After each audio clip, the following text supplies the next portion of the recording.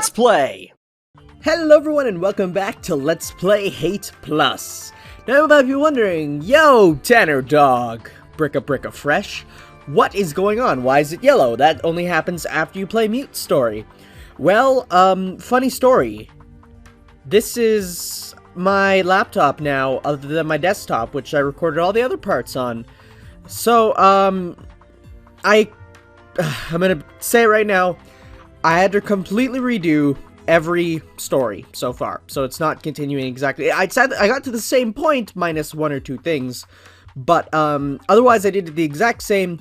However, I couldn't load my old save files because I didn't want to play through, get all the 5 endings again on Analog a Hate Story, so I'm sorry. I'm gonna have to get those later, maybe, hopefully. I will do the harem one, I promise, but at the same time, it might be difficult because I'm gonna have to get that ending again, or I might just go home and do it, I don't know, but anyways, I've done everything the exact same up to the point, except I screwed up once. See, after you read the first message that we read in the last part, we actually get another message in our inbox, so I looked at it, so even though it was there, I didn't look at it. I mean, I looked at... We're gonna read it now, basically. That's all I want to say. Layover on Earth from Tourism Earth. This one was written in English, which is an interesting, good thing to note. A 24-hour layover on Earth can be brutal for most travelers, but it doesn't have to be. With most spaceports linked by orbital rail transit, taking a day trip on the surface has never been easier. Remember, days on Earth are traditionally segmented into 7 per week, with most regions observing 1 or 2 of those days off. Make sure you're not trying to visit during a weekend day, or you might be terribly disappointed. Here are some of our favorite, lesser frequented day trips that anyone can experience on Earth. So that's... I never actually thought of this. On different planets, their entire day structure is completely different. That's quite interesting. Pyongyang Gardens. I'm not sure if I'm pronouncing that right, so I'm not gonna ever say it again. Open to the public all days, but tours unavailable on Monday or Tuesday. Like most major metropolitan areas in the region, Pyongyang, you know what, honestly, I'm gonna screw it up unless I learn how to say it. So, Google, be my savior. Go to translate, and I need to learn, like seriously, that's what I'm doing. Pyongyang. From English to English. Here we go, let's hear. Pyongyang.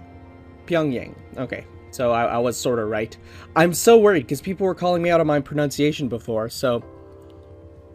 Pyongyang is climatized to a year-long comfortable spring, so while the countryside will be buried in snow in February, the city itself is nice and warm, perfect for watching the flowers bloom on its famous rooftop gardens. Lake City, dude! That's, from, Don't Take It Personally, Baby, It Just Ain't Your Story. That's so cool! Closed to the public on Sundays. Experience a guided tour through the preserved ruins of Lakes... Oh, it's ruined. To see a glimpse of the quaint 23rd century life. Tour routes are well marked, well monitored, and completely safe for any visitor. For those not interested in long hikes, a trip on the recently restored electric underground rail system is still a must-see. And the Atlantis Science Museum, closed on Sunday mornings. Which is weird, normally it's just closed Sunday day. Not sure why mornings. All of the Science Museum's exhibits are worth visiting, but the current special holography, holography exhibits on both dinosaurs and other prehistoric animals, and the Lunar War, dude, are absolutely outstanding and a must-see. Plus, a 3-hour trip counts as your annual educational requirement. Just going to show that learning can be fun. Wait, that's... So, there is an annual education requirement? You know, if they actually brought that into effect, can you imagine just like people, then again, they'd find ways around the system, but at the same time, the idea of having to always, even when you're an adult now to school, always having to look for more and more knowledge would be quite amazing. That's really interesting. God, there's some great ideas in this game. Alright, but enough about that. It's time to read more really interesting smutty stuff. Alright, so we actually were gonna read this one next, but I guess we're gonna read the one starting with the bad word. This one is Hyo Seung Bok, who is okay. Wait. Yeah, so this is the kid of the aunt. So there we go. I am so sick of spending time with my extended family. I don't think I've ever met a single person who thinks these Hyo family gatherings are any fun. Everyone I've talked to seems to secretly hate them. Every single one. But we all pretend to care and take interest in how every random unimportant cousin has been doing, and who's just got married, and who fucking cares about it all. This time, someone apparently paid serious money to hire an entire troupe of actors to perform scenes in our short scenes in our living room, which at least shut down the conversation. Unfortunately, the performances were complete shit. I needed to get away, and slipped out between sets under the pretense of trying to find the washroom, in hopes of falling in and therefore having an excuse for not being there. Instead, while I wandered the halls of the main branch's absurdly large home, I ended up stumbling on the weirdest scene. A table with a card game in progress, with an old professor of mine at one end. What is this? Oh. Okay. Professor Kim. And a mostly naked, flat-chested maid sitting on strewn about clothes.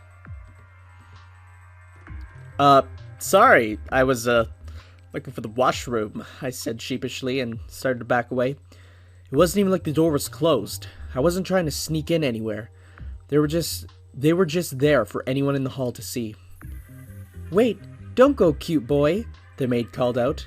Do you want to play Huatu? They might explain it. I was going to Google it, but we could really use a third.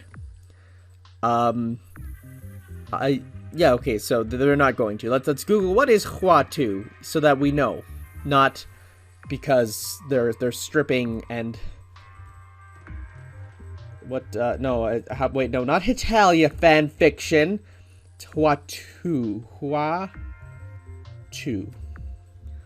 Oh, I've seen those cards before. Okay. Oh, it's called Hanafuda. Oh, right, yeah, no, it's the Nintendo's Hanafuda cards. I know those. Is this okay? I asked, looking at the professor, terrified that I had interrupted an intimate moment. Then I remembered the last time I'd visited their home looking for his wife, the chief security officer, and how he was indisposed then, too. That was a weird fucking night. Yes, if you have a silver to play for, he said with a shrug. It really did seem like he didn't care. Sure, I said, even though I got the feeling I was about to get hustled, but whatever. Anything to escape the family. I hear that, he said. Bloody in-laws. I'm a Hyo too, I said. Then I introduced myself. You're Professor Kim, right?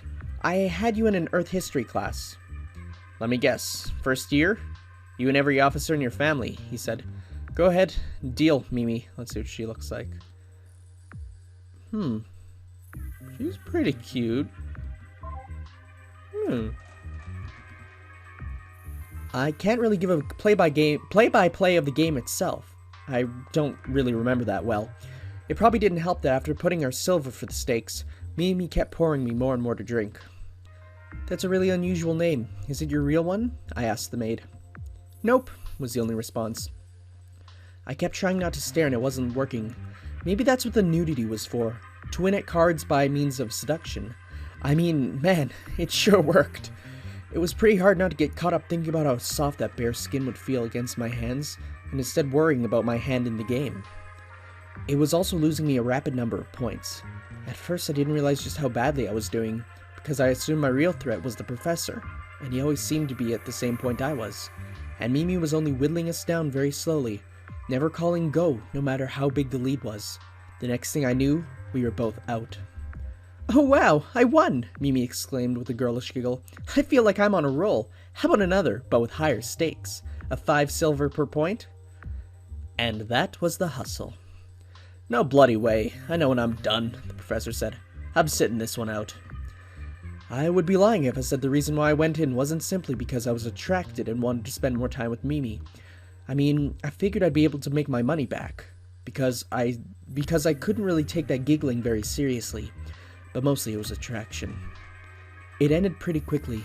3 rounds in, I'd arrogantly raised the stakes, then promptly got utterly swept with a single play that took my opponent from 0 points to having more than enough to wipe me out twice. Go or stop? I asked. Stop. That, puts me in an awkward position, I explained. If you do that, you'll win, and I'll be out, and I don't have anything more in my purse. But sorry, distracted because I sort of already know what's gonna happen. But I'm having a lot of fun playing with you, so if you say go, we can take another few rounds. None. Stop, was the response, followed by a cutesy head tilt.